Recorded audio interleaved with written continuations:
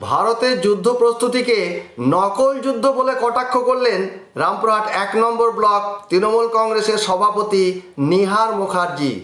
রামপুরহাট ১ নম্বর block Trinamool মহিলা কংগ্রেসের উদ্যোগে রামরামপুর রথতলায় আয়োজিত অঞ্চলে আঁচল অনুষ্ঠানে বক্তব্য রাখতে গিয়ে তিনি এই কথা বলেন।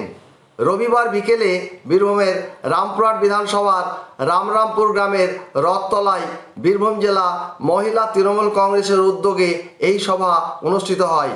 এই অনুষ্ঠানে উপস্থিত ছিলেন রামপুরহাট বিধানসভার বিধায়ক ডক্টর আশিস বন্দ্যোপাধ্যায়, জেলা মহিলা তৃণমূল কংগ্রেসের সভানেত্রী সাহারা মণ্ডল সহ নেতা নেতৃত্ব ও কর্মীরা। পরে আপনার সেদিন কিছুদিন আগে পেহেলগাঁয়ে যেখানে একটা যাত্রীদের যেখানে যায় মানুষ যেখানে আনাগোনা থাকে সেখানে পুলিশ থাকবে না, সেখানে ফোর্স থাকবে না, আপনাদের কাছে গোয়েন্দা দপ্তরের কাছে অগ্রিম খবর থাকবে না যে ওইখানে ওই ঘটনাটা ঘটবে। আপনারা এতগুলো লোকের প্রাণ চলে গেল, আপনারা কি বললেন? এবার আমরা কোমর ভেঙে দেবো যে আবার একটা নকল যুদ্ধ শুরু করেছেন।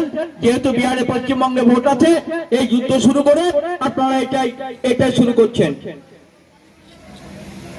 আর এদের সম্বন্ধে কি বলবো? বিজেপি গ্রাম বাংলায় মানুষকে কোনো উন্নয়নের সঙ্গে নাই। আপনারা মায়েরা তো জানেন, আপনারা তো লক্ষ্মীর ভান্ডার পাচ্ছেন, আপনারা বাড়িতে বাড়িতে গিয়ে বলতে পারবেন না, আপনারা সবাই তো লক্ষ্মীর ভান্ডার পান নিশ্চয়ই। বেশ